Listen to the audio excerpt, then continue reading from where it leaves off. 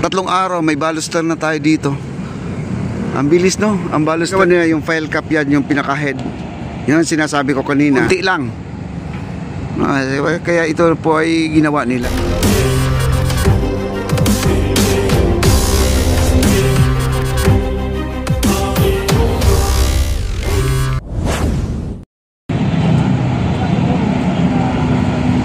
Ayan po, sila po ay nagwi-welding doon. Yung pong ginagawa nila, yung file cap yan, yung pinaka-head. Yan ang sinasabi ko kanina, na pagpapatungan po ng I-beam. After the I-beam, steel deck, then yung ano na yon, yung pinaka, yung mga bakal na yan, no? Yung ginagamit dito, 16 at saka 20 yata to. 16, 12 yata to. Ano ba itong klaseng bakal na to? Anong size nito? 16 mm, no? Mas makapal tong isa. Yan.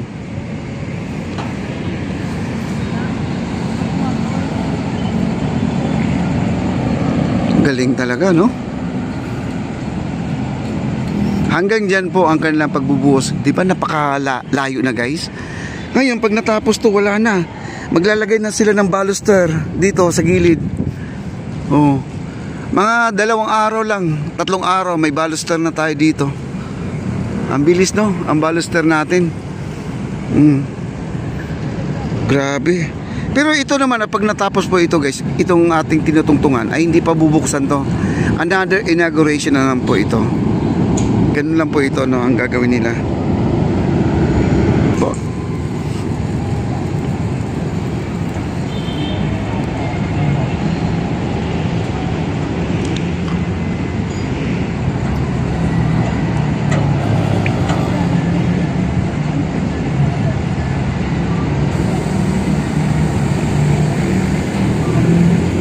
Ayun yung mga poste, oh, dami, guys, oh, yan, oh. Ayan, nasa 50 po yan. At saka dito may mga poste pa rin, oh. Dami.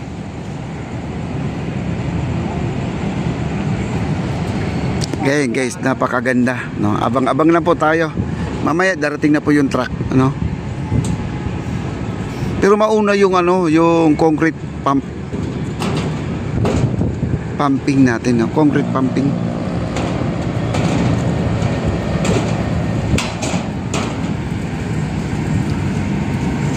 Yung pagbabaon ng pilote, guys, hindi pa naman sa ano, hindi pa ako sigurado kasi yung kanilang crane na kulay blue, yung pinakano head ng ating crane ay nandito pa.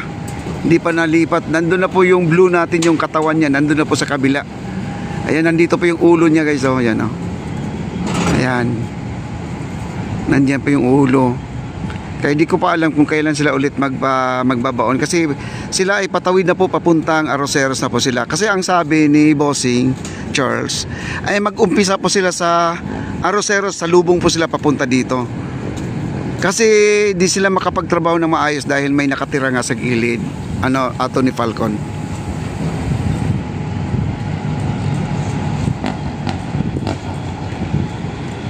Grabe, oh.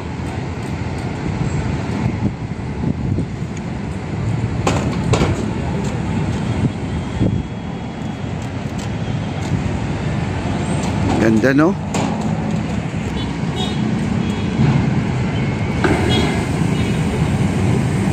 Ayan, nagkakarga po sila doon, no?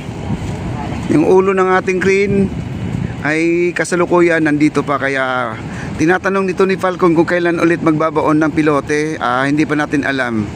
Okay, abang-abang na po tayo sa ating update, guys, no? Maraming salamat. Ayun, no? Ganda, guys, oh.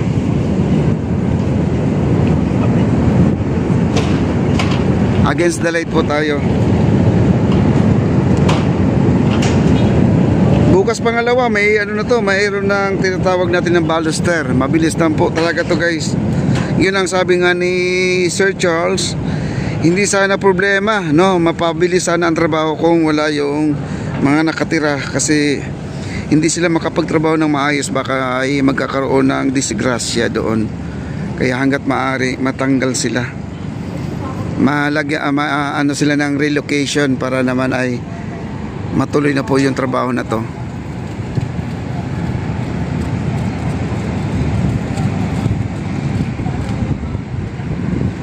Ayan, dito po dadaan mamaya ang truck.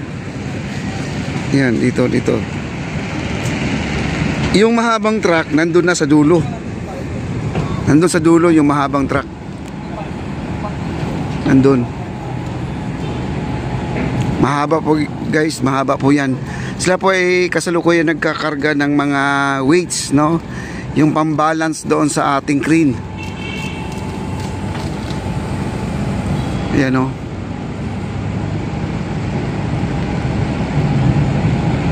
Yung nakatira dyan sa gilid guys, yun yan. Hindi po yun squatter ha. Yan po ay bahay ng ating mga manggagawa. Barracks po yan, kumbaga. Yan ang tulugan nila.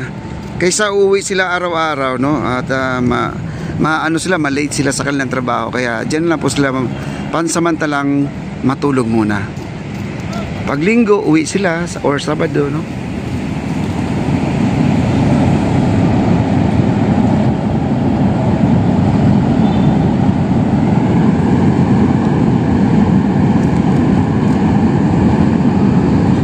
Mamaya guys, at tanungin natin kung anong oras ang balik ng truck, at ako'y na may uuwi din ako para makapag-charge din tayo, para mamaya makabalik tayo dito sa pagbubuhos. Abangan nyo po yung mga abroad natin dyan, yung hindi pa matutulog, ay panoorin nyo po ang ating pagbubuhos dito sa ating esplanade.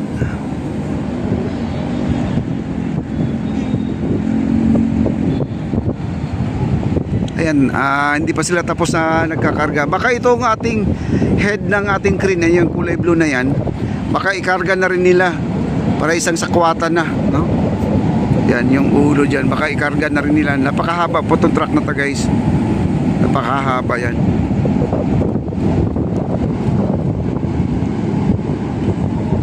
Grabing ganda, no? Pag ito talaga ay nabuo na hanggang Laguna, Dibay. Tapos Baseco. Ang ating pala, may nagtatanong ha, yung ating Delpan. Ang Delpan natin wala pa tayong kasiguraduhin dyan dahil yun nga, kasi problema doon, ganun din na may nakatira. Gusto kasi nila na wala na po yung mga nakatira para naman ay tuloy-tuloy na po ang kanilang trabaho. Kaya ito na lang po ang nauna siguro nila dahil medyo nakikitaan po nila na parang mas madali lagyan ng poste kasi ang mga bahay siguro nakatira dyan kaunti lang. Kaya ito po ay ginawa nila. Ay pagdasal po natin guys na sana po ay sila pa rin ang gagawa doon sa may Makati, yung 4 kilometers. Sila Boss Charles, no? Sana po sila po ang gumawa para naman ay tayo pa rin ang mag-update doon. Ayun na po, lalabas na po yung truck, oh. Ayan, ito, nakakarga po ng weights dyan. Ayan, no?